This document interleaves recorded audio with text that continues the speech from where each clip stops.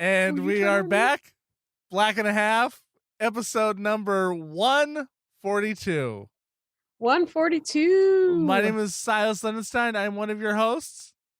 And I'm Samantha Run, the other one of your hosts. And welcome to the longest running comedy podcast in Seattle.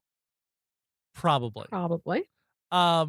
We are here this special, I guess it's a holiday episode technically, because it's coming out at Christmas time, much like Die Hard, right? There may be Christmas references to it, but is it a Christmas episode? Who knows? You be the judge. People will talk about this Christmas episode for years to dissect it, much like Die Hard or The Ref or other Christmas movies that we mentioned in this episode that we have with a guest and dear friend. He's known as B-Lock Kiltoff. That's his stripper name. He's actually Blake Kiltoff. He's a very funny comedian out of Seattle. Hey, everybody, how's it going? I'll welcome him. Now unmute him because he's crazy. But he came on here. He's a joke slinger. He is he's known as the Billy the Kid of jokes in the Seattle area, as the Sam West of jokes, the Wile E. Coyote, Wild Bill Hickok, the Wild Bill Hickok of comedy, famously shot in the back in the Snohomish County area in particular, in a 1 mile radius around Pilchucks. He is known there wildly. He joined us on the show today. It was great to have him because I couldn't get anyone else. No, it's great to finally be on your short list. Finally, he made my short list when my computer crashed and I had to rebuild it. But it was great having him on here to chat with us about some Christmas movies, about creature features, one of his obsessions. We had a great chat with him. Get his origin story. He answers the world famous 7 questions. I don't know what voice I'm doing now, but I'm gonna go with it. It's just a character I'm working on. It's like somebody else doing a bad impression of Trump. That was a really bad impression. It was. I mean, that's that was so terrible. I nailed the character. I nailed it. It was the character doing a bad impression, not me. Folks, thank you so much for supporting the show all year long. This is going to be the last show of 2020. People support this show? People do support this. Funny you should bring that up, Blake. We have some wonderful supporters on the Patreon, the Black and a Half Patreon page, which you can go to patreon.com/blackandahaf. Folks have become, some folks join our League of Extraordinary Listeners for as little as $1. And we have some inner circle members like Stephen Ward, Tara Widener, Keith Nagel. They pledge a little more a month and they help support and make this show possible. And you too could join that and if you're white, it's like paying reparations. What? I am interested in this because, as I told you, I travel in kink communities. And if you have a list of subscribers, that would probably be very interesting for all the people I know who are looking for masochists. Okay. So yeah. Okay. That's good. If you have a bunch of people who enjoy your show, I know a bunch of people who would enjoy them. Yeah. It's called I don't think people promotion. enjoy our show in that fashion. I'm just saying, if you know a bunch of people who enjoy pain. I got your joke. I got the slinging that you were doing. Some joke slang. And I refuse to acknowledge it. We often refuse to acknowledge Blake, and that's okay. I'm used to it. He's used to it. Him and his little tree. There's a reason I have a Christmas tree that's 6 thank you, supporters. Thank you for everyone who's left a review on Apple Podcasts this year. We really appreciate that because it helps us other people notice the show, the longest running comedy podcast in Seattle, probably. Thank you to all those people. And Hey, yeah, one final thought, Silas. You were telling me at the beginning how, I guess by way of intro, you were sort of reminiscing about how you didn't say I inspired you, but I was like the first comic who you saw doing comedy, and it's like, oh, I could do that. And I wanted to say, hey, you know what? I've been thinking about it for a while, and you've inspired me in the same fashion. I'm going to do a podcast. Thank you. There's anyone can do it. So it's like, we need more podcasts by unknown comedians. That's it's an untapped market, and I think we would do well there.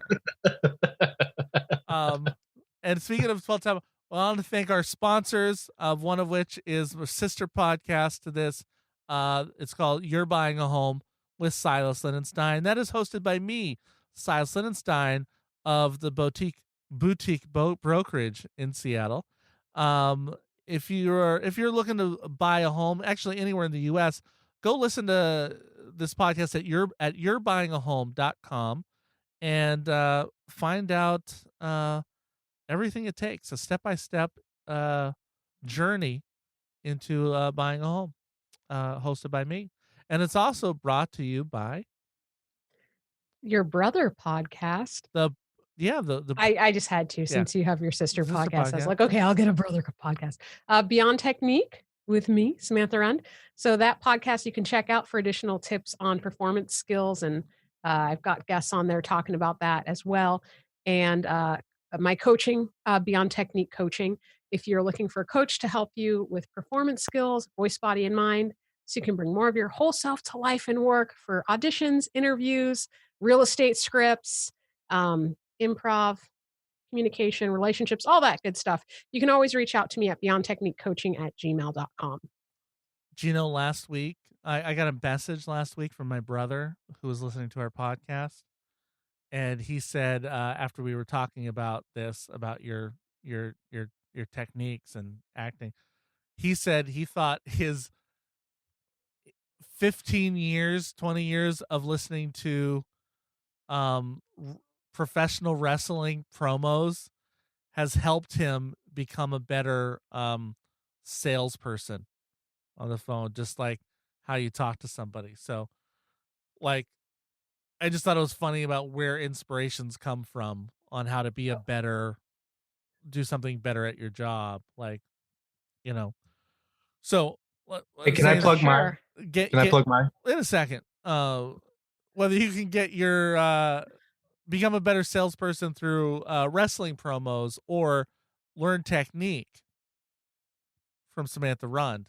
And then you don't have to spend 15 years listening to right, you can cut that curve down. You can cut that down. It's a lot. Flatten that curve. Yeah, because you don't have 15 years now to become a good salesperson. And yeah, let's gotta shout out our host. Blake Kiltoff has his own, I don't know, what's it, a mobile media empire? Is that what we call it? You can, if you want to see more of my content, find me on OnlyFans at I knew the second you put content in quotes, I was like, oh Lord, where's he going with this? Peach Boy, like Beach Boy with a P. And wouldn't it be Peach Boy? Peach Boy. And you can like and subscribe to me there. He's also a DJ. He can do your wedding. I can do your wedding. If we ever have weddings again. If we ever have weddings again or comedy again, I hope people come see the show. I'm gonna be at Laughs, hopefully, if they're still around. And yeah. And I'll be on the Ed Sullivan show if it's around. Okay, yeah. So let's just throw. Hey, Samantha, you can catch Samantha at the Oscars. Yes, I'll be sitting next to Viola Davis in the movie that we star in together. Yeah, we're just throwing out fantasies. Okay. But and make it everything's in flux right now, so I don't really have anything going on, but I got a lot of irons in the fire potentially. So just follow me on Facebook at Blake Kiltoff, and or on LinkedIn at Blake Kiltoff PMP. Um, okay. I think you'll really enjoy this episode. He's a funny dude, and we're glad to have him on. So open up your hearts and open your ear holes and listen to episode number 142, A Black and a Half Charlie Brown Christmas. Stand by to receive our transmission. Stand by to receive our transmission.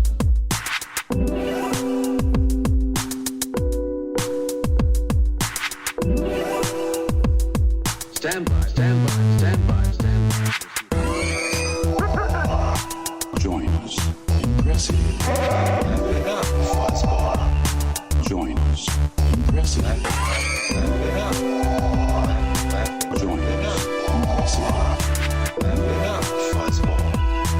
Live long and prosper and prosper. I mean, and prosper. you want me to finish before? All right. I don't know if you gonna want keep to. eating. because- I mean, I'm gonna See, we eat got this. some Are looks you like gonna some eat sweet during potatoes. the- So we got, what do we got over there? It's This is hard just for me some to salmon. see. Salmon, okay. Can you eat salmon as a diabetic? Is that okay? No. Is it okay? No, this is a cry for help right here. Should we? I have 911 on my phone. How fancy. You have the premium version, don't you? Hold on, Blake. Your children are older than mine, right? You know, I think Willow's the same age as your Willow. 5. Oh, okay. No, mine is 6. Okay, is that the oldest? No, that's the youngest. My oldest is 10. Oh, okay. When did your children learn? Do they know how to call emergency on your phone? I don't think they would be able to handle it in an emergency, but I think they would be too freaked out to like navigate the whole screen situation. Because these phones now, it's like if it's actually an emergency, it's like I haven't trained them on like, okay, take my finger and apply it to the back thing right there in order to unlock the phone. But there's also like an emergency call thing on here, I guess, where like if it's an emergency, you press buttons. And I don't know. I've been trying. I keep trying to show someone how to do that, like my daughter, but I have face recognition on, so every time I look at it to show it, it opens up, and I'm like, wait, okay, no. So I try to block my face to like show it. I'm sincerely worried because at a young age, and it was very easy for people to learn, kids to learn to dial 911 in an emergency. We taught our oldest when she was 4 because we had a landline at the time. But yeah, haven't reviewed it with her now that she's 10. I kind of assume in a real emergency, she would figure it out. Use her own phone or no? She doesn't have a phone. She's not going to get a phone for a long time. I'm at home a lot with the kids, and I have worried a lot about dying while I'm home. Because like I fall and then they don't even know what to do. Right? Yeah. I've got like they don't even laugh? Right. Well, they laugh, but that's it. I'm kidding. I didn't think they were going to. Like I tried to tell the 5-year-old like, okay, so if daddy was ever like couldn't talk or something and it was an emergency, you'd go next door, and then she just gets upset. Like she doesn't want to hear like, what are you talking about? What do you mean? So she's... Is she your oldest? No, my oldest is 13, which is... Oh, well, just leave her in charge. But she's not always here. Oh. I feel like two things from this. Yeah. One, I wonder how many accidental crank calls they've gotten from well-meaning toddlers. Well, 911, they used to, yeah, but now... Get a lot of... I'd rather have the occasional wrong... Oh yeah, no. I'm not saying that you're parents. not. I'm not. Oh well, yeah. I'm not saying you're not correct in this. It just never occurred to me that like they might be getting accidental crank calls from kids who are like well-meaning but don't quite get it yet. I accidentally called 911 the other day myself because apparently if you like hit your phone, like your iPhone, if you like double click it in a way too fast. Like it'll call 911. Yeah, I forgot. As soon as it happened, I remembered that I read this was like in the new a couple iOSs ago they installed that as a safety thing, that if you click it fast, it'll dial 911 so that you could quietly call 911. And I did it on accident. Like, I see it dialing, and I hung up. Like, oh, no. But they call you back if you dial 911. It's They will call you back. you're having a lot of problems with your phone. Like on the one hand, when you're trying to use it, it's like doing face recognition, and then on the other hand, it's like doing emergency calls. Yeah. And I'm honestly surprised it's not seeing your face and calling 911. That's Oh, my gosh. I should have seen you writing that down. I was Set up, punch, bam. Word. That's why Blake is or as he's better known as B Lake. That is why you are known as a joke slinger in town. You just Is that what people know me as? no, but I mean, I don't. Yeah, that's. but I think people that know you should know that you're a pretty good writer. You're a pretty good slanger of jokes. Yeah. You Maybe. I think the people who know me best know that more than anything else, I'm very, very, very low on self-esteem. So let's choose a different topic. Not at all. I mean, it's not like if I commented on your Facebook post without liking it, that would upset you or anything. Obviously, so I would never breach such a decorum. Faux pas. So what's this show? What's it about? Why is it called Black and a Half? And we've been recording, yeah. Well, I Black and a Half. Originally, I was the half. I'm the half.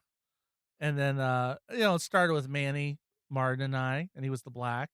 And now it's Samantha and I, and we're both the half. But I like to think of it as we are so black that we are black and a half. Also, we do have a lot of black guests, I would say.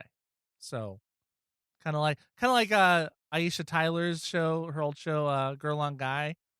Yeah. But it wasn't always a guy she was interviewing. Sometimes I never watched Aisha Tyler's show. Well, it was a podcast, so you would have been staring at a computer or an iPhone. Listening to it. I don't intake a lot of podcasts or media in general. You don't? No. Mostly I watch monster movies these days. Did you say monster movies? Yeah. Well, shows. That's what I've been doing a lot. That and playing Among Us. Well, Netflix has a new show out called Sweet Home, which is a South Korean. It'd be great if it was North Korean. A South Korean adaptation of a manga, I guess. And it's about all these people in an apartment building, and suddenly the world ends and they get overrun by monsters. Yeah. And it looks kind of cheesy, but it's really good. I really like it. I like creature features. Before that, I was on a big Berserk kick. The manga, the classic one that's been going for. So is Sweet Home, is that animated or is it? No, it's live action with computer animation. And it's the pacing's a little slow and melodramatic, which happens a lot. I notice with foreign movies, they tend to take their time getting to the blood and guts, which is fair. It's like, they don't know what we want here in America. It's like, get straight to the killing and the monsters. None of this story development. I just like creature features. I can't remember what the last one I watched. I mean, Berserk was that filled up a couple weeks of reading and watching. There's a lot of different film or TV adaptations, and I'm reading the manga too. Do you rewatch? Do you rewatch a lot? Yeah. Like, are we going back to old 50s creature features like Mummy and? Oh no! Like I rewatch stuff from when I was a kid. Like yeah, but I mean, actually, a lot of anime, surprisingly. But I mean, like when you say you're into creature feature, do you like? I grew up on Godzilla. Too? Okay. I grew up on Godzilla and King Kong, and werewolves. Those are like, I don't know why they all tickle me in this special spot, but they do. I like, my favorite movie is probably Alien. I like special effects, especially practical special effects. I really dig it. My second favorite movie is The Thing. the original. Yeah. So it's like it's just a. So what do you mean area by of, creature like, feature then? Like, are you would count movies- Alien as one? Yeah. Basically, movies where there's a creature featured in the plot, and it's done with a lot of practical effects, and it's kind of the focus of the movie. Whether or not it's in the movie the entire time, Okay. I relish it for that experience of watching a monster on screen. I don't like vampire movies because I don't consider that a creature feature. That's melodrama, and that's more of like a thriller than anything else. Like it's basically two people with little teeth. But He's a that bat. show, They could be a bat. yeah, but that's not a creature. That's a bat. Ooh, what about the Shape of Water? Didn't see it, but I would count it. Oh, I did see it. I saw it. God, 20 years ago. Oh, that's got Paul Was it Giamatti, really right? that? No, it wasn't Paul 20 Giamatti, years old. but Well, I'm thinking of Lady in the Water. Oh, okay. Because I'm like, it's a different feel, but I was considering, with what you're saying, would It you won the Oscar like 3 years ago. That's more porny than creature feature. It That's doesn't like- seem porny. I'm pretty sure they have sex, don't they? Doesn't he have sex? I mean, I think Wait, they yeah, did, but it wasn't like You can't Like- have sex as a creature? I mean, it's not porn. It's porny. Like they made a decision. The producers sitting around the table were like, what's his name? Oscar, the guy who made the movie. De La Hoya. Yeah. No. Guillermo, we love this idea, but we need you to add something to the script. We're gonna sell tickets. There needs to be some fish fucking. They need to Like- we need fish I did not fucking even I did not remember that all- part. I didn't see it, to be Blocked it fair. out. I'm No. pretty sure people talked about the sex scene with yeah. the It fish. was, I mean, Major- I guess I didn't major- remember that part so much, but I thought it was a really good movie. It was really interesting. People had a lot of It's like, I discussions remember about the it. fish cuddling, but yeah. remember I remember the romance. Was there maybe some poem reading in it, some poetry? But no, but anyway, I'd be curious to hear your thoughts if you do get around to watching it. At some point. What was interesting about it to you? I guess like what I remember, because it's been a while since it's been a few years now. To me, I'm gonna ruin it for you possibly. Oh no. Oh, okay then. To me, I had imagined that like neither the main character or the fish creature guy, god guy, whatever he was supposed to be like otherworldly or something, right? But anyway, neither one of them belonged where they were, right? But because she had these like scars behind her ears, I thought it could be like an interesting like adaptation of the Little Mermaid narrative where she really belonged in the water because it's like she had these like closed gills on her ears. Oh, So like from the beginning, I think I was seeing it a lot differently than the other people that I talked to some of my coworkers about it the day after I saw it. And the way that we saw it, it was like night and day. Like my coworker I was talking to about it, he was just like, oh man, why does this woman like have sex with the fish? Oh yeah, so they did talk about it. Why does this happen? And I was like, no. Like it wasn't just like this one level stuff. Like I wasn't, you know what I mean? That's why it seemed interesting to me. Yeah, if the creature doesn't like tear someone apart, then it's not a creature feature, in my opinion. And I don't mean like I I don't mean like he has a big dick. I mean like he like literally tears someone apart. Then it's like you want blood. So like, Jurassic gory? Park you wouldn't consider a creature feature because dinosaurs are too like real. they literally tear people apart. I know In they that do, movie. but do you consider a dinosaur a creature? Yeah, it's a creature feature. I mean, in my book, technically it's sci-fi, so I guess it's not a creature feature. I don't know. Well, Aliens is sci-fi, but you're Yeah. calling that. I mean, is a creature feature fantasy is what you're asking. Right. Yes, I guess. Mhm. Plus all the Jurassic porking in it. That If Oh my god. if a creature feature had to be fantasy, then in a way all pornography becomes creature feature. And I gotta go with no. was that always the thing that you were always been into these? Yeah, when I was a kid, I loved Godzilla movies. Loved them, and werewolf movies became an interest. I got into special effects when I was like 10. I started playing with latex and fake blood and making special effects and things. I would go to school with like cuts and bruises and bat wounds I had just put on myself with makeup because I thought it was fun. There's a show on nobody ever called the Sci-Fi. authorities, so it wasn't that No. realistic, huh? I mean, I guess I wasn't that good at it. Aw, poor kid. There's a show on Sci-Fi Channel that's for dorks like that that started running a few years ago called Face Off, and I get that show. It's like, oh, I get, yeah, and that's a good example of like what I'm talking about. If you want to understand what I mean when I talk about practical effects, huh? No, not the movie. It's they bought the rights to the title. Every episode, Nicolas Cage has to have a special appearance. I appreciate it for a different reason. I like the practical effects, like for like Star Wars, them doing practical creatures and effects. I do. I would consider Star Wars almost a creature feature, except they don't tear anybody apart. Because of Chewbacca.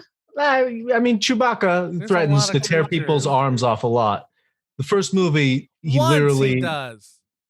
Rips C-3PO in a new one, doesn't he? No. Those movies, doesn't he rip his arm off? That. No, but he is running around carrying C-3PO's parts. Yes, but he found him all torn apart. It wasn't him. So he says. Let's not Wookiee shame. Don't need to bring that into it. Are you a Christmas fan though? Yeah, I guess no. The Grinch is a creature feature. Is Gremlins a creature feature? Gremlins is a creature feature. The Grinch is a Christmas is a holiday classic with a creature. Mm-hmm. But I would say it is not a creature feature because in order for it to be a creature feature, it has to fall into the subgenre of either horror or sci-fi. And holiday classics, by definition, are neither. Now, if you're dealing with a holiday classic that is a horror movie like Krampus, that's a creature feature. But The Grinch is not. It's a family movie. Yeah. So is Jim Carrey's The Grinch a creature? Yeah. Is he wearing a lot of makeup? Yeah, but it's not a creature feature. The feature of The Grinch is love and the friends we discovered on the way, or whatever the theme of every family holiday classic is. But you're trying to segue the conversation into about the holidays. Yeah. Samantha didn't catch that, but I did. I just had to ask. Are you a holiday? Do you have holiday movies that you watch? Do I? Yeah, I like Nightmare Before Christmas. Gosh, you're like, yeah, he's wearing red. Oh wait, that's the wrong show. No, I actually watched Nightmare on Elm Street for the first time in my life this Halloween because I decided it was time at 36 years old. It was time for me to get over whatever the kids when I was 10 told me about it and just muscle up and watch it. It couldn't be that scary. And it really wasn't. It was it didn't stand the test of time. It was okay. The first one was good. It wasn't good enough for me to watch the sequels. Instead, I watched recaps of all the sequels until like 2 a.m. So I've seen all the murder scenes in all the Nightmare on Elm Street movies, but I missed most of the plot of the later films. But Nightmare Before Christmas, love that movie. I've always loved musicals, and that movie just enchanted me as a child. And I'd say I watched that every Halloween, around Halloween, Christmas time. Christmas itself, I don't think I have a holiday classic. I had a family tradition of going to see a movie on Christmas Day with my mom. Oh, with my mom when I was a kid. And dang! What? Now he said a family tradition. Did you say a family tradition? He's like, by yourself? Well, to escape the family. No. Oh, okay. There's that. But no, like my ex really liked Home for the Holidays and she wanted to watch it every year. She did. Movie, yeah. Yeah. and what's the other one with John Candy and Steve Martin? Planes, Trains, and Automobiles. Yeah. Trains. Planes, trains. And That movie automobiles. stresses me out so much. I've only seen it once, but What? did we talk about this before? No. Why does it stress you out? Because they're having such a hard time on their travels, and it just, oh my goodness, it like I'm like, oh, it's just. You played Lady and Macbeth. I like them both. Well, yes, it's different when I'm playing a character. I could have been in Planes, Trains, and Automobiles and been less stressed out than watching it. I can relate. It's, we're living through a time when the stress and anxiety of a holiday like that is so much on top of everything else. I think the cheekiness of that film, or the humor of that movie, it lands better when it can be taken in stride. It's like, yes, they're dealing with a lot of stress, but there's also not a pandemic or a civil war. But I mean, the thing is, like Blake, like I'm just like that all the time. Like with certain movies, like Ben Stiller movies. I like Ben Stiller, but a lot of his movies stress me out because a lot of his movies, it's like he's in a stressful situation. There's physical comedy and whatever ensues, but it stresses me out. Once again, I empathize. What can I say? Once again, Samantha mirrors my wife. It's Yay! a ridiculous thing. See, I don't understand this. She's my bestie. Why that do you I stress that I don't know out much because yet. of movie characters. Well, see, and you're a performer and director, But and it's funny because people say that that's what they say to me, and I'm like, but why do you think I'm such a good actor? You guys, years of training and all that, but it's like, because I imagine like that it's, you know what I mean? I'm suspending disbelief and living in the story when it's happening. I'm not like removing myself from the story to be like, it's fake. Like I'm so immersed in it and I'm reacting to them as if they're real people. I've got a holiday movie for you, Samantha. My favorite Christmas film is The Ref, starring Dennis Leary. Kevin Spacey, and I forget the other one, but The Ref. Yeah. The female lead, you mean? Yeah, the female lead. I'm blanking on her name. Oh, how convenient. Well, I'm teasing. I know you're not like that. I have a hard time watching Kevin Spacey now. I know, but you gotta anything I've seen of his before, exactly. The stuff I've seen before, I think I can still watch. But yeah. It's hard. Kevin Spacey's a tricky one because it's like he had us fooled for so long, and it's like, wow, he really committed to the role of Kaiser Sose. Yeah. Like, dang it, he's like, I'm gonna pretend to be someone I'm not for my entire career. Man. But you can watch. The great thing about kids is like I can show Sierra this. She'll have no idea she doesn't know who he is or what he did. So there'll be a generation gap that suddenly will come to love Kevin Spacey, and then they find out who he was, what he did later. Like Bill Cosby, right? Oh, I play Michael Jackson songs for my kids sometimes. Oh, yeah. It's like, that one's another one where it's like, yeah. That's where I learned to separate in my head and just dance. But the Lady Gaga song? Yeah. Yeah. But The Ref, it is literally one of my favorite but it's a little stressful. You should try. It's very stressful. You probably shouldn't watch it. That's so funny. Oh my man, God. There's the new Grinch. No, there's a Grinch musical out, and I tried to put it on while I was folding laundry, just so because it's like I didn't have to really pay that much attention to it. But the way that the design is, I know I don't like to talk ill of things, but it's doing popular. It doesn't need my approval. I don't like the Jim design Carrey of it. It creeps me out. The one with the dude from Glee. It's streaming right now. It's like a new Grinch musical or something. Whatever. But like just the way that the design of like the makeup on his face, like it was freaking me out. I was like, I'm gonna have nightmares. Is it better than the Jim Carrey one? Because I hated that.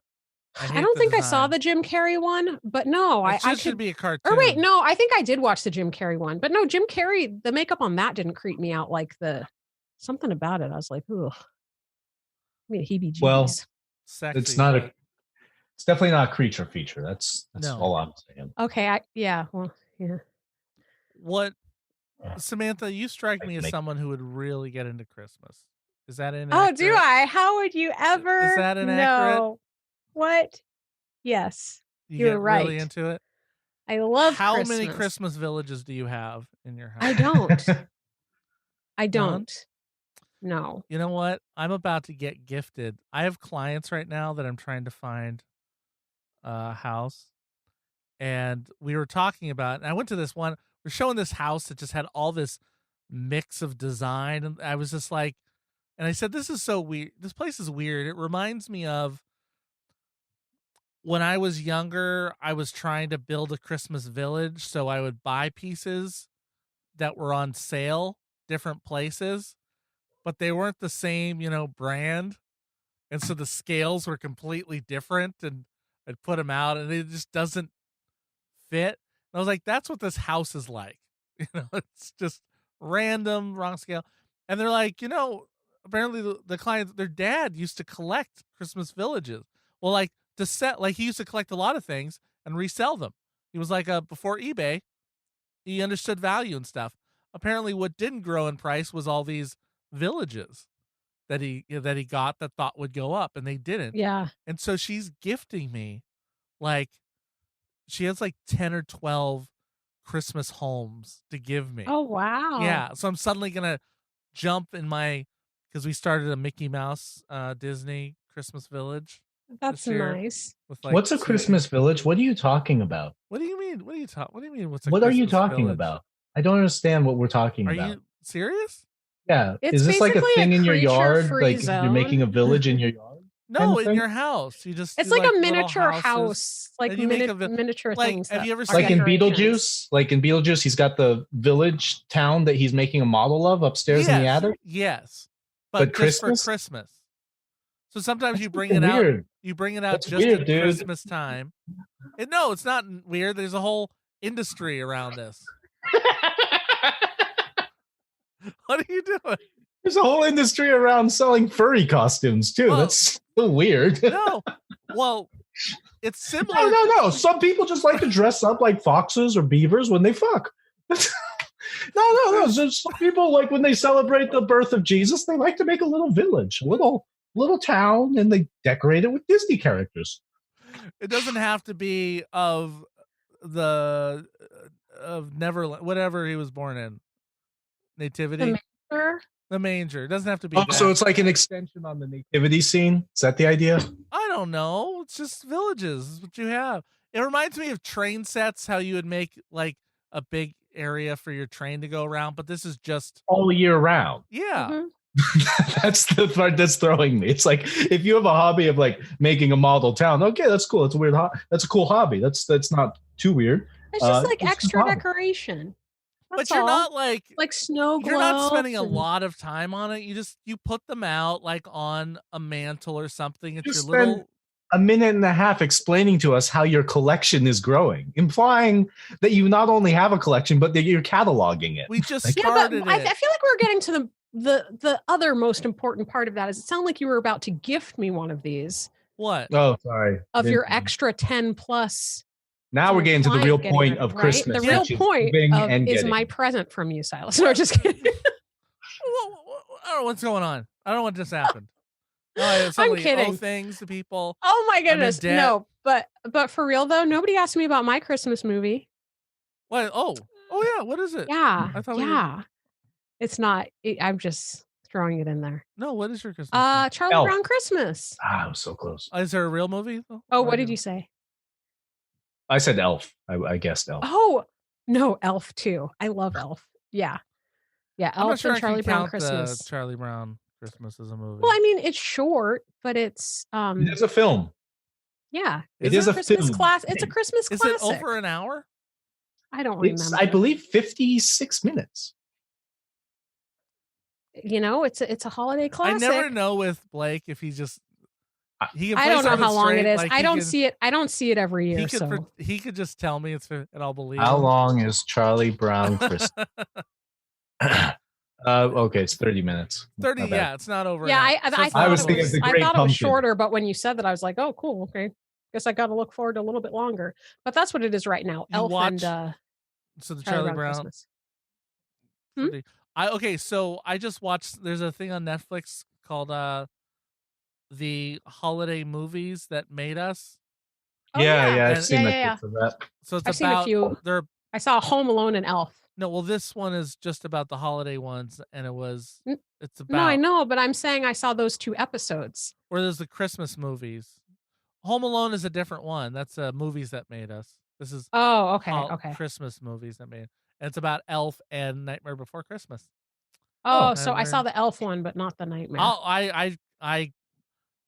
The Nightmare Before Christmas was astonishing to me to learn everything that went into that. The Elf one was pretty fascinating. I mean, I didn't realize. Do you realize if it wasn't for Elf, we probably wouldn't have the Marvel Cinematic Universe? I Are you mean, aware of that? no, but explain, because that could be true of a lot of things. Well, Jon Favreau, it's one of his first things. Like, it was really lucky that he even got to direct Elf. He had never done anything before, like really.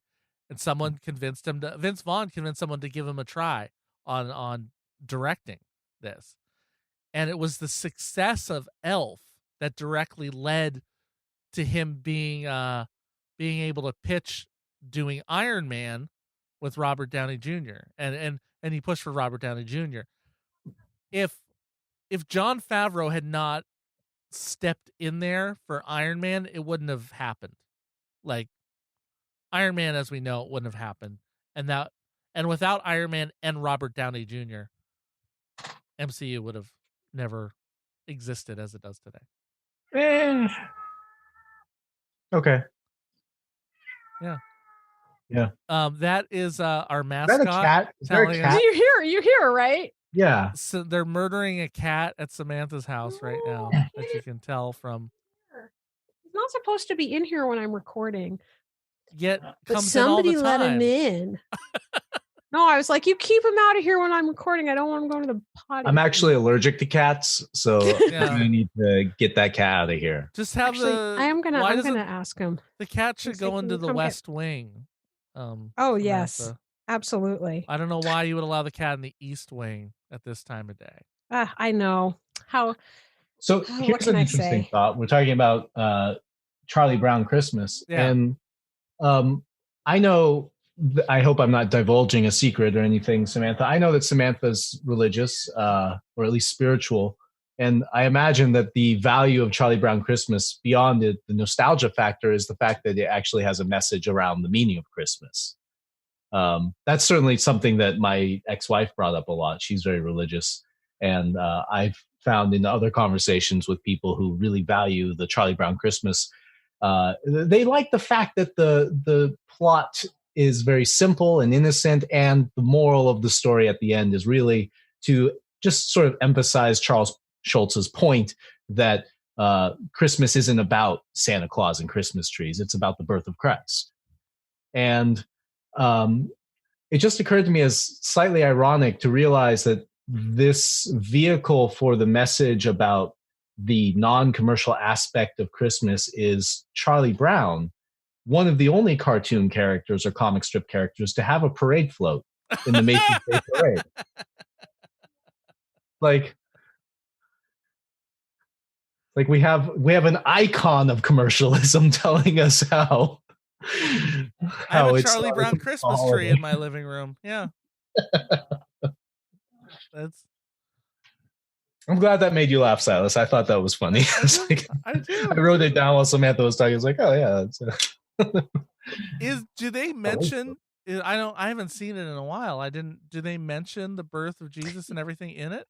You know what's so funny, because I did list it, but I love it, but it's not like I see it every year. So I was actually looking forward to seeing it again this year and being a little bit like, oh, well, I hate to what's going on? spoil the ending. Spoiler alert. Spoiler. No. Basically. But yeah, I think it's some of what what you said. It's like nostalgia. It makes me feel like a kid. It makes me feel like I'm back home, like being a kid watching that with my family, you know.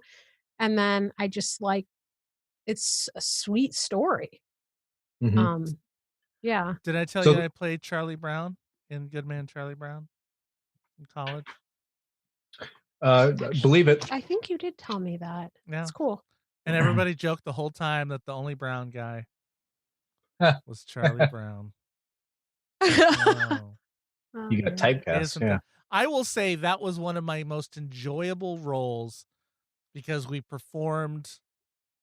did perform one afternoon for a group of like third graders. Wait, did you say you were the only black guy on the cast? I was the only brown guy in the, yeah. I'm surprised they didn't make you Snoop Dogg. Oh, Oh my God.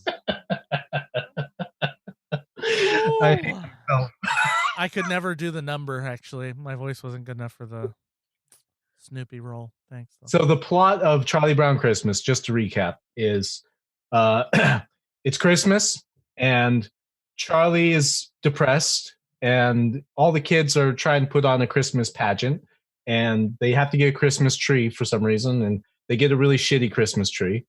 And then they put on the Christmas pageant and then at the end one of the kids recites his line for the pageant, which is about the birth of Christ. And the emphasis, the plot is really just about saying like, look, all the trappings of Christmas don't matter as long as you focus on the meaning of Christmas, which is it's celebrating the birth of Christ. It doesn't say that super explicitly, but Schultz was very explicit about that being the point of the film and his intention behind it. So yeah, it's Christian propaganda. Enjoy. Okay. Unlike Christmas. Unlike Christmas. I just want to take Christmas back to its secular roots, which is what we were talking about earlier when Naked you were caroling. Samantha, well, no, what you and Samantha were talking about earlier when you were talking about the village and whether or not you were going to give her some pieces of it and whether she was going to get some pieces of it. Like that's Or that whether you she asked me was if I'm gonna a Christ. take some from my house when she comes. Like when home. you asked earlier at the beginning of the conversation whether I'm a Christmas guy, it's like unspoken in that is this cultural idea of what it means to be a Christmas person. Like it's a type of secular decorating of the house, lots of Is glitz and it? glamour, really wearing funny sweaters and being very festive around Christmas as a secular holiday, not a die-hard like, yes, I'm going to go volunteer at a homeless shelter on Christmas Eve, just like Jesus would because it's his birthday. Like it's very much when we talk about are you a Christmas person, we don't mean are you a diehard Christian who like really loves the birth of Christ. We mean do you like all the pagan stuff, Do you like including gift giving and the movies festivity? and do you like Christmas movies and decorating like the Griswold? Yeah. Do you like to make houses out of candy? Griswold is one of the isn't the Griswold like one of the biggest symbols of Christmas now? The Like, Griswold? Are you a Griswold? What's the opposite of a Griswold? You don't know Griswold? either. From Christmas the Vacation? Chevy Chase movie? Yeah, I haven't seen that since I Samantha, was. you don't know Christmas Vacation? I've seen that like what, a million years ago. I don't remember What? it. Yeah. What? But What's wrong with you people? Wouldn't the opposite of a Griswold, if I remember his character right, it'd probably be like Elf. What's his name? Chris. Danny? I don't know, but Chris, the idea of like overdoing your house with lights, right? Where it's every it's a glowing orb your house by the end of it. This over the top Christmas decorating. I can't believe I'm appalled that Christmas Vacation is a staple of Christmas. Eh. That's one movie, I guess. I guess I have to put The Ref and Christmas Vacation. Those are the two. You really like realism in film. I do. I want things natural. No creatures. No, unless No they're- special effects, no unless outer they're in space. Star Wars. I want Unless it's a fish fucking. yeah, Yeah. I want fish fucking. I want Christmas trees. And This sounds like a new 48, like a 48-hour Christmas Oh gosh. project. You're gonna make a movie in 3 days. Your your characters are fucking fish. Your location is a It's the Christmas North pageant. Pole. Santa's horny. I would love for you to pitch movies in Hollywood, Blake. That's what I would love. I feel like we're ruining Samantha's Christmas right now. I don't know why. Yeah. I just get the sense It was that- perfect until now. Until now, it was Before yeah, this it's this week, moment, isn't it? there was no Wait. travel restrictions or. You guys wanna see my concerns or Christmas tree? anything until hold on. now. Yeah, is that Samantha? How many Christmas trees do you have? Well, I have one. Would you have more if you could? Well, I'd have more. I- Yeah. I mean, I do. I know someone on Facebook who has, I think, 8 Christmas trees in their house. well, that's how big is their house? I mean, it's decent size, but they have like 3 in the living room and then like Wait, 2 full in the size den. trees? This is They my are- tree. They are thinner than normal. My kids Well- brought this over a couple weeks ago. Oh, I thought that was your fleshlight. It's cute. Oh, No, I learned a long time ago not to put glitter on my fleshlight. That shit is hard to get out. Is that really your tree? Yeah, I'm not gonna decorate like with a like I live in a little apartment in a storage lot. I don't have like I'm not. Who am I gonna impress aside from my kids? yourself? Don't I you- like that you just laughed. I'm like yourself. You see it with your own eyes. I But mean, if it doesn't spark joy for you, Christmas cute. doesn't spark joy for you, Blake? Is that what it is? No, but if I'm gonna, do things for myself, I'm gonna do things for myself that actually matter to me. Like And- what? Like a creature Oh. feature? Yeah, like while I watch monster movies at night, or I tidy up my house. I don't like Giving? No, I like Christmas. Don't get me wrong. I like getting presents and giving presents, but decorating has never been Halloween decorations. I like doing that. But no. If I had a house, if my kids lived with me, yeah, I'd do the Christmas tree. I like the traditions, but by myself, having to deal with cleaning up after a Christmas tree, decorating a Christmas tree, putting the Christmas tree, it's just a bunch of shit I don't want to have to deal with. It's like, nah. Do you- well, if you don't want to, Yeah. you don't have to. That's for sure. Do you But drink- it doesn't take that long if you did want to. Can But you don't. drink? Yeah, but I don't want to. Can Yeah, you exactly. So if can you don't you want drink to, like, don't do it. eggnog and rum? Is that okay? No, That's- no, I don't drink, and I It's can't safe drink word. eggnog anyway. Eggnog. I haven't had eggnog in years. Wait, you don't drink at all? Yeah, I sobered up last summer. Oh, okay. Hey. No wonder you're such a chuckle fest now. What So Blake, I met you. Well, I knew you before I met you. Oh, that's right. 'Cause Yeah, I had you were. seen yeah. you and I'd seen you at Laughs Comedy Club, and I was like, I want to be like that guy. Hmm. This guy hosting he's incredible. I want to be. Oh, that was such a good show. I was you, Jeff Lott, and I was seeing Jake Johansson. It was for my birthday. Oh wow, that was a great it was weekend. birthday present. Yeah. What? I don't know that I ever know. Like, what were you always into comedy? Yeah. Yeah. Funny story. You're actually the first person who ever paid me to perform. Like that show with Jake Johansson hosting at Laughs. I That was regret not a that. paid gig. Yeah. Yeah, you were running a show in Bellevue a year or two after you started. You were running a show in Bellevue, and you asked me to do a spot. Maybe it was Redmond. I don't remember. Maybe it was that place in Lake City. I've run so many places. It's really hard to. I've had so many shows fail. It's hard to But keep track. You go Like around doing Daryl's shows. Tavern. Daryl's Tavern, right? Yeah, that's it. Yeah. You do shows and you do 10-minute spots here and there and here and there. You were the first person who ever just gave me $20 for a 10-minute guest spot. I was like, hey, cool. It's weird. But No, it was really funny when you told me last year that I was the first comedian who you saw who made you feel like, oh, anyone can do it, which I didn't say that's not what I said. I took it as a compliment, I guess. No, I had just no. I had just started doing comedy and they gave me a present to go see a show. You were the first show at Laughs I ever saw. Yeah. And I was like, this is what I want to be doing.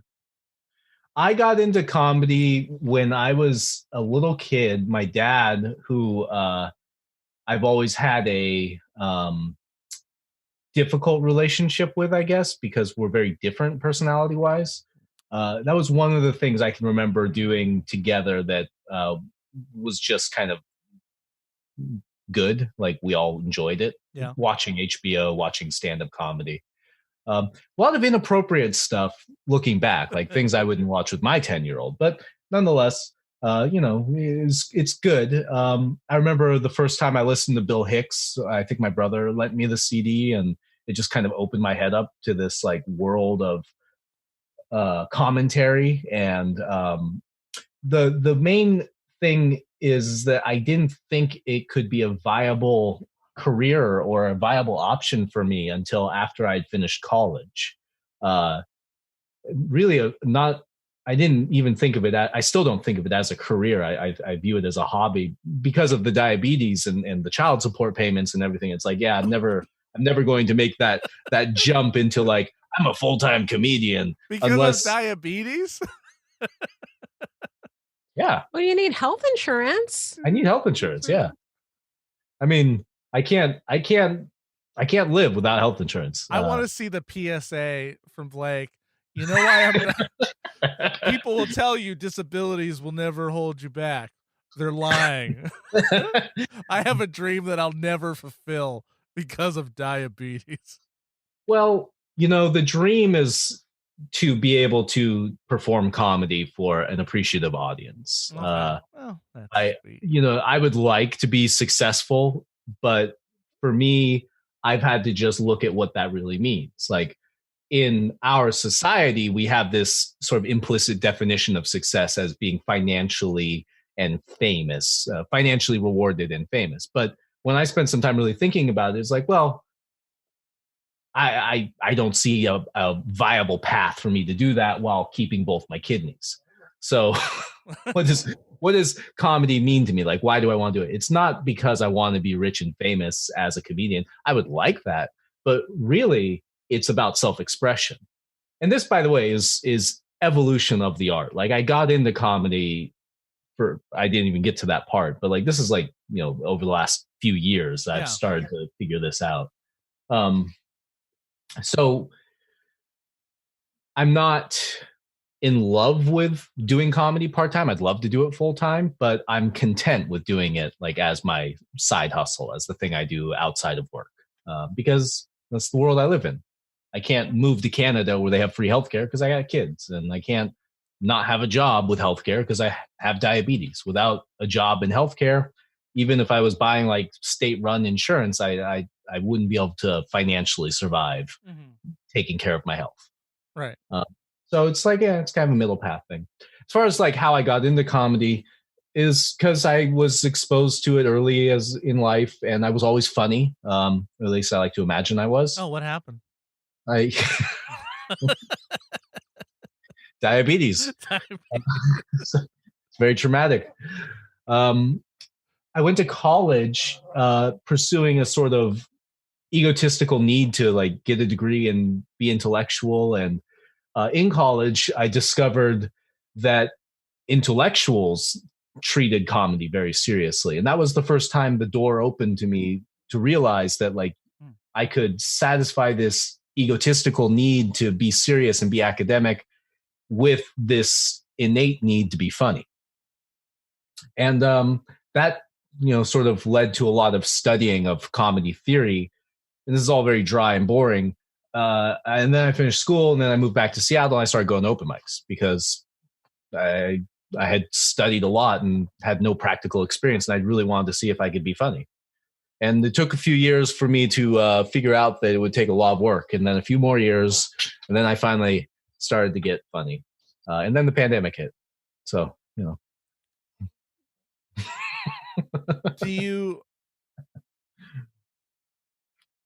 Have you been able to cope without it? I literally had therapy at 6 tonight, an hour before this, and me and my therapist had this whole conversation. And the answer is no. I am really suffering. It's not funny. I'm laughing. I am not doing well.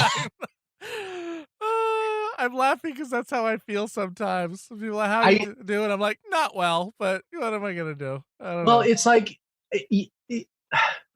as far as self-expression goes, it is what I do. It's writing jokes and then going and performing them live for an audience. And there hasn't been an effective substitute. Like, I've made a couple funny videos and posted them online, and it's gratifying, but it doesn't hit the G spot for me as far as like what I was getting out of stand-up comedy. Wow. And we're impressed that you know that there is one. Okay. And explain some of your weird pauses on stage.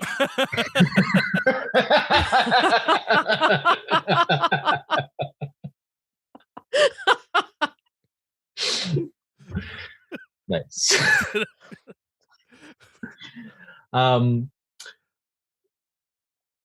The need is still there, and I don't know if there's going to be an effective substitute. Like, I haven't really even been interested in Zoom comedy shows. I see people doing them because it's like, yeah, I could do those just to exercise my joke writing muscle, but like what I get out of comedy, I don't know if I'll get out of that. And at the same time, I'm also just super busy. I got my job, I got school, I'm working on another degree, and I've got my kids a few nights a week. So do you ever perform for your children? What are you going back to school for right now? Computer science. I'm trying to finish up a CS degree so I can make a lot more money so I can get out of the rat race more soon. Cool. My ambitious plan for how to escape my financial need to pay off all my debt and take care of my kids and take care of my diabetes is like, okay, maybe if I become a programmer, I can accelerate things a little bit. I've thought about along the same lines of like, well, if the goal is really just to make money, shouldn't I just get into financial stuff? But programming is actually way better, easier than financial. That's what I keep. It's like, I'm good at programming and I like doing it. So if I'm gonna do, yeah, absolutely. Oh well, yeah. If you're good at it and you like doing it, like, yeah, you can bank money in a few years. Live well below your means for a few years, bank a lot, and then put it into. Then do financial things with it. That is the plan. Yeah. So that's why I'm getting a CS degree. It's like I have this long-term, which sucks at 36 to have a long-term plan, but like I've got a long-term plan of like pay off all my debt. An optimistic plan. What were you asking when you were asking something, Silas, when Sam asked me about school? I was asking if you ever performed for your kids. No, obviously not. You know my material. I want you to do stuff about your ex-wife. I think that'd be funny.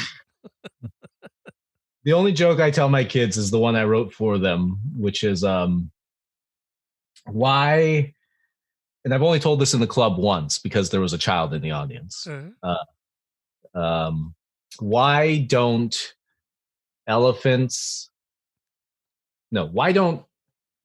do elephants like giraffes? Why? Because giraffes will always stick their neck out for somebody. Why don't giraffes like elephants? Why? Because they're too nosy.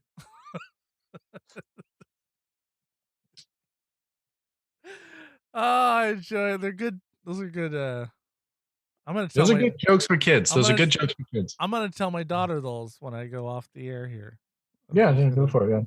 I forgot the setup. The setup is about them being neighbors in the zoo or neighbors. Like gives it a little more context. But you know what?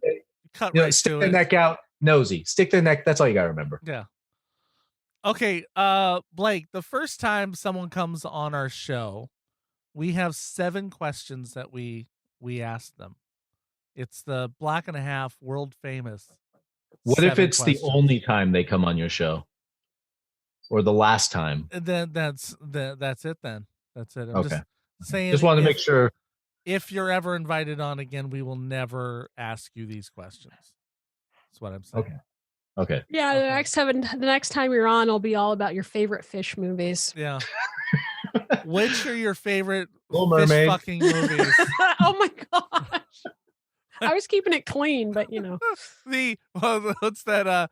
Remember the one with Don Knotts when he turned into the Incredible That's what I was trying to remember. Yeah, what is that? The Incredible Mr. Lupin, I think, or That sounds right. Incredible Mr. Something. I looked it up once. Little Mermaid, Jaws, and I count The Abyss. Pretty much I like. Oh, Deep Blue Sea. Again, creature features. Yeah. Yeah. Okay. Actually, and I saw The Meg too. Not very good, but giant shark movie. Loved it. Okay, so here they are, the world famous 7 questions. Okay. With Blake Kiltoff. Blake, what are you most nerdy about? When you say nerdy, do you mean like fandom or anything? What you really get into?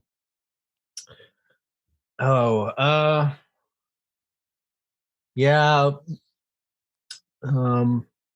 Berserk, Wolverine, that's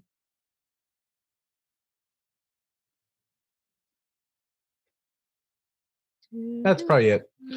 I thought you were going to just say creature features. That's what. Creature features. Yeah, sure. But that's like saying I like horror movies. Like you're furries or whatever the heck. Of all of the industries you could have picked, that was the first one you picked. So I don't know. What, furries? Yeah. So you said. Yeah. Well, I guess I could say like I'm really nerdy about furries. I'm a bit of a knowledgeable. I'm not a kinkster, but I know a lot about kink, and I participate in the kink community, so to speak. So, but I'm not really a nerd. I do know a lot. Know a lot of people. What am I a nerd about? Women. Not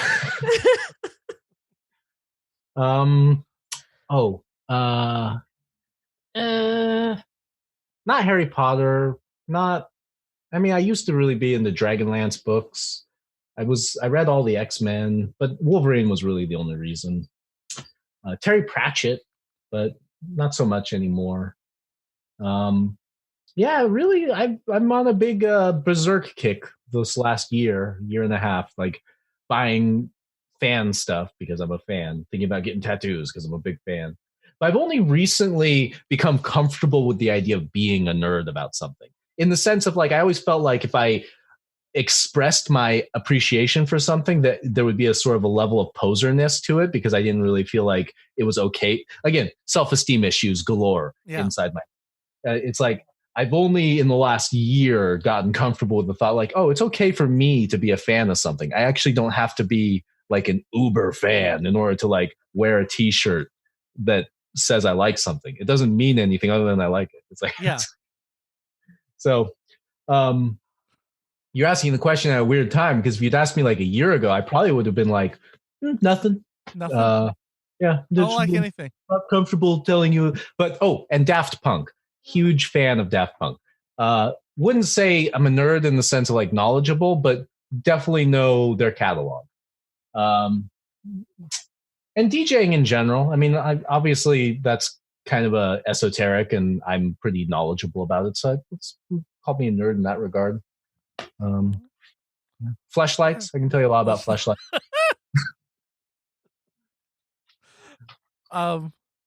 What's something? No. Okay, next question. What's something that you love to eat?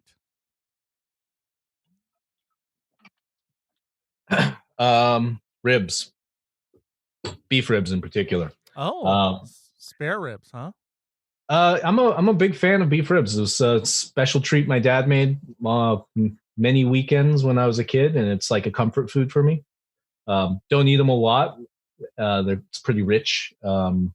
And with diabetes, there's a lot of things I love to eat that I can't eat. Like I can't eat pizza. I can't eat pasta. It's just like this shit just makes me sick. Like I love it, but I will not sleep well, and I will. It's like being allergic. Like it's kind of like that, except it's just complicated. Well, I'm not getting diabetes then if I didn't know that. Looking at you. Son of a bitch. Dark chocolate. Yeah, but in Blake's defense, though, like, I don't think anybody wakes up and is like, "Yeah, I'm going to try to get the beaties today." Like, I don't think that's anybody's plan. Unless if they're looking for an excuse to not be able to achieve their dream of being a full-time comedian, they want something to blame it on. See earlier in the podcast if you're just tuning in now. Okay, what's something that you love to drink? Coffee. I'm a coffee snob. I have a little pour over set up at home. I like pour overs. They're one of the best ways to brew coffee. I know this because I've read people's blogs about how to brew coffee well. And number 2 on many lists is pour overs. Number 1 is an expensive like press system I don't want to spend the money on. And when I brew coffee, I put a paper filter inside a metal reusable filter because it's not about the environment for anymore. It's about taste. The metal filter catches all the dregs. The paper filter really separates the coffee oils, which gives you optimum flavor. I like to take a spoon, pour a little hot water in, stir it so that the coffee grinds can bloom. That's what it's called. I learned this from blogs about coffee, and then I pour more hot water in and do. So I love coffee. In fact, let's go back to the nerd question. I was gonna say, my mouth is watering just talking about coffee and ribs now. Can we get to something else? What kind of music do you love? I love all music. I really do. I know a lot of people say that. I'm very nomadic, so I go through phases. Right now, I'm in a mix of EDM and classic rock. I went through a depressive phase a few weeks ago and was listening to a lot of like old records from when I was in college. And so that got me into like a classic rock phase because that's the stuff I listened to in college, and it just very nostalgic for me. But I go through phases where it's like I'm going to listen to some Brazilian samba, and I'll just be listening to Brazilian music for like a week, and then like, oh man, I feel like listening to some Daft Punk, and then I'll be listening to Daft Punk, like just Daft Punk, and like some spin-offs for like a week. The stuff that I don't like is a little easier to list. It's like, yeah, I don't really like pop Mexican music. I don't know why. It's just something about them as a people.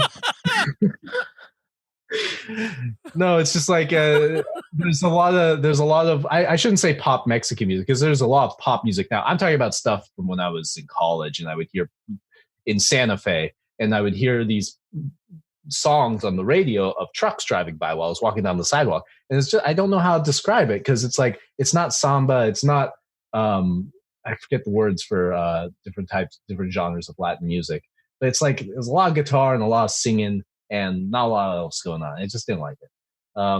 And a lot of modern country doesn't do anything for me. Some of it does. I like metal. I like EDM. I like good country. I hate bad country. I hate bad metal. Like people who say like, oh, I like everything except for country. I've heard those people say, this is something that always drives me nuts. When people are like, you know what? Good country, old country is actually really good. It's like such a asinine thing to say, because when you say you like old music of any genre, what you're really saying is like, hey, if you go back in time 30 years and pick out the best 20 songs from that decade in that genre, I agree, they're pretty good. It's like, I guarantee if you go back 30 years to when like the country songs that you think you like from that era were good, you're going to hear a lot of shitty country. It's the stuff that survives today is the good stuff. Yeah. Right? So I like good music. I DJ, and I'm mostly a top 40 DJ. When I say DJ, a lot of people think like I'm producing music. No, I'm not producing shit. I'm just mixing stuff. And I'm just mixing stuff in the sense of like, this song will go well with that song. I've been doing that since college, and it's really fun. But it's really just a matter of like liking music and wanting to play certain songs together, because thematically or lyrically even, they just kind of like flow in a way that you like. So yeah, I like most music. Probably my go-to, like what I listen to more than anything else, is background music. So a lot of lo-fi hip hop. last couple years, because that helps me when I'm coding and writing. Okay. Barely music though; it's mostly just rhythm and beats and stuff. Right. What do you love to create? Jokes. I love to create jokes. I love to I love something that makes me laugh, and then figuring out how to transform that into a recipe that I can write down and put onto a Facebook post or say out loud on stage or say to a clerk at the store. And it's just like ready made, make someone else laugh. It's a very fun, creative endeavor. And it really works for me because I have a hard time finishing writing projects. Like if I'm like, I'm going to write an essay, I never finish it. I'm not exaggerating. I've got boxes like this, just full of notepads and scratch ideas and things that are just disorganized ideas for writing projects. And the only things I ever finish are jokes. So that's why I love to create. I wish I had the discipline or whatever is missing in my brain to allow me to sit down and start a project and finish it over weeks. The best I can do is come back to the same small thing and finish it over weeks. And that really only works if I have open mics to go to work it out. So that goes back to our earlier conversation about like, do I miss it? Yeah, I miss it because without the discipline of the live performance, without the discipline of the schedule, I don't have the external framework I need in order to keep producing or creating. Okay. What's a game you love to play? Oh, and semen. I like to make semen. Oh, okay.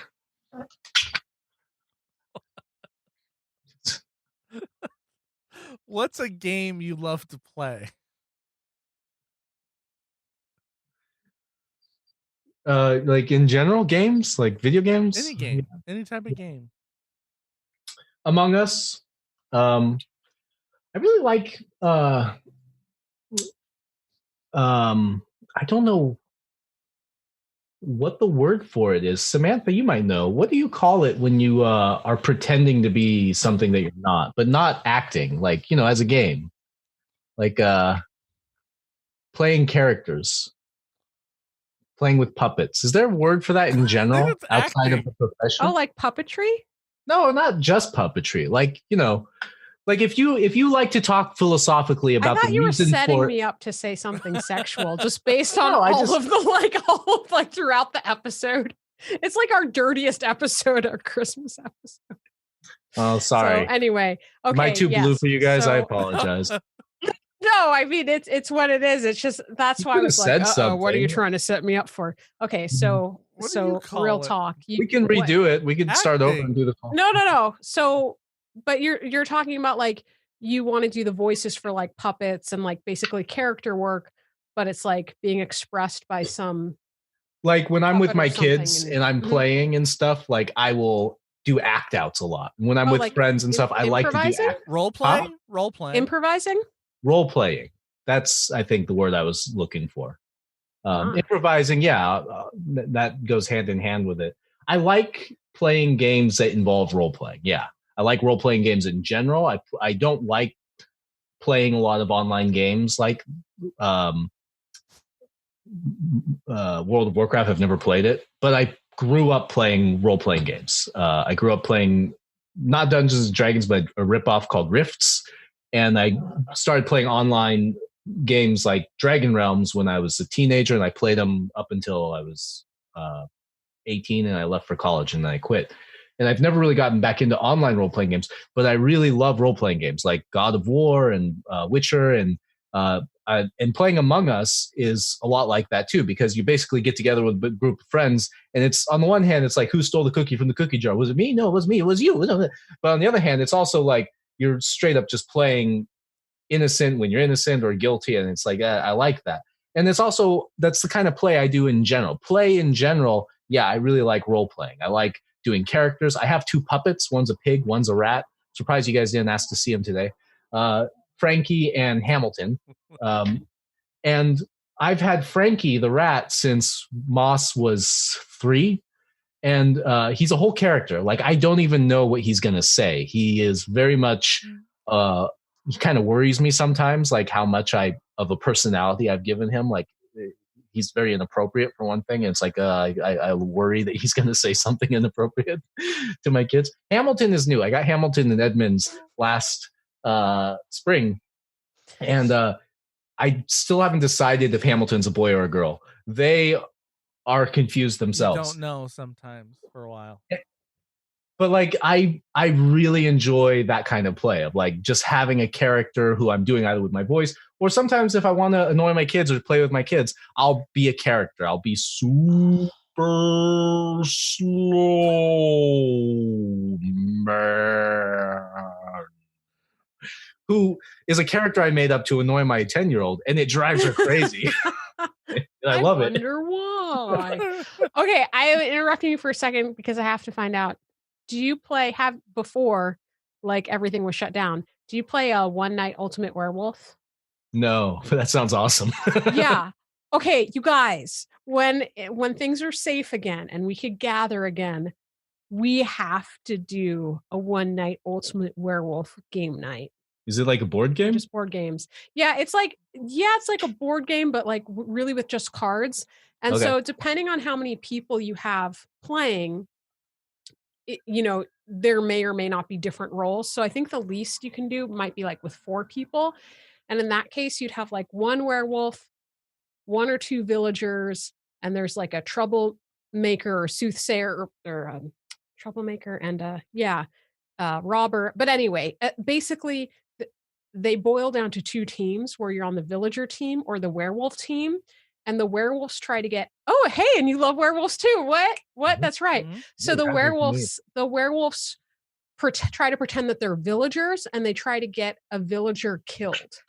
So I bet it might be a little bit like what I hear of Among Us. I haven't played it yet, but right, we're like, you try to like pass the blame to somebody else. And so then you do a vote, and it's really fun.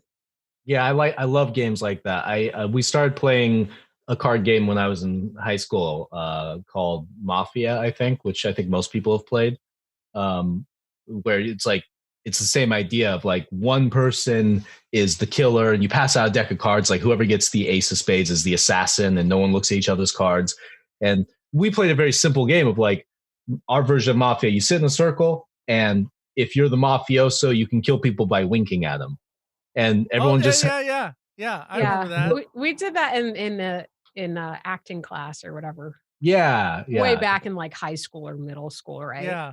We would do it in breaks and in acting class, and I loved acting class. That was my favorite class in high school.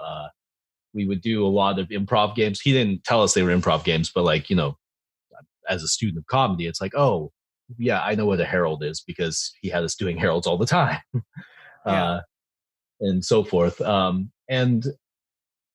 just as far as like what I like to play, games that involve creating characters or being a character and that are silly in the end. Mm-hmm. Okay. All right. Last question. Was that 7 questions? Really? You skipped some. No, I've really? not. No. Wow. In 100 years, when someone reads your biography, what do you want to be remembered for?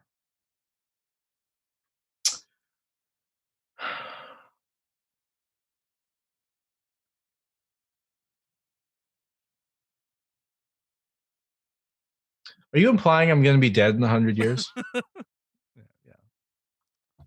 I mean, I know diabetes is a serious disease, but I'm a little more optimistic than you are about my health prospects in the 21st century. I didn't say you're dead, though. But okay. Well, then how are they going? They can just ask me what I want to be remembered for in 100 years. Someone writes your biography. Yeah.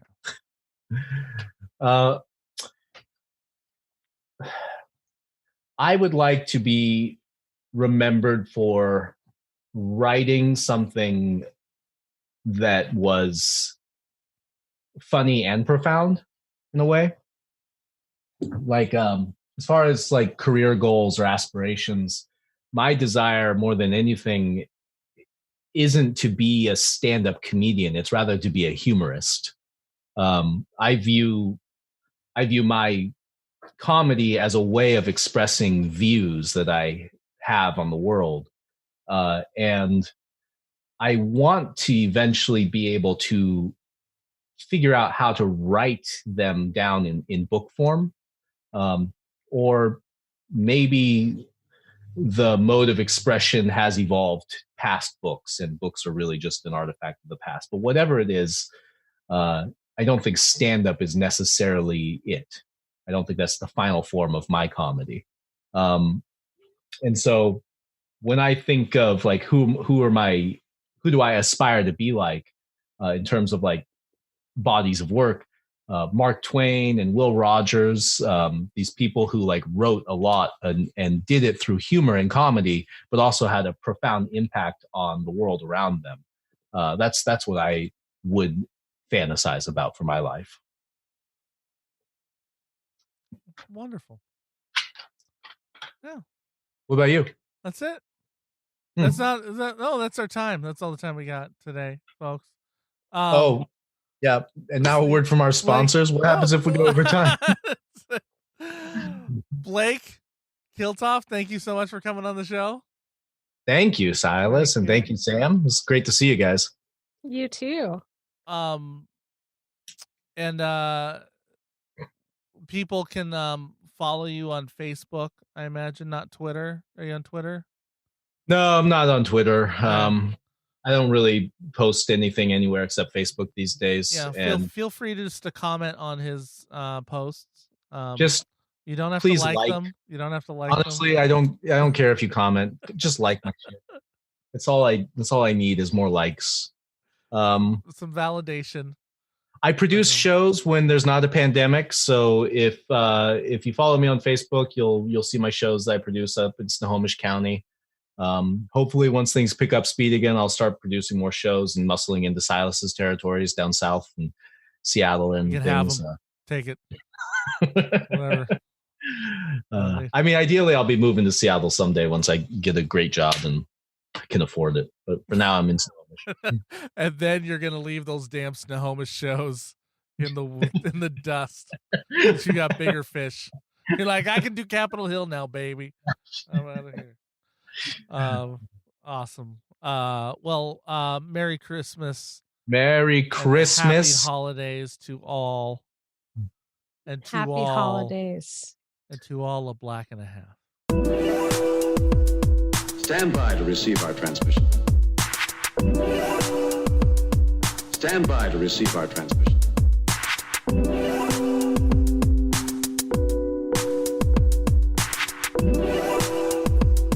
Stand by, stand by, stand by, stand by.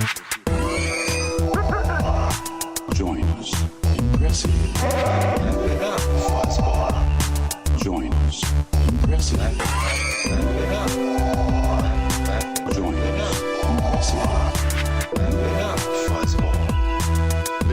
Live long and prosper and prosper and prosper.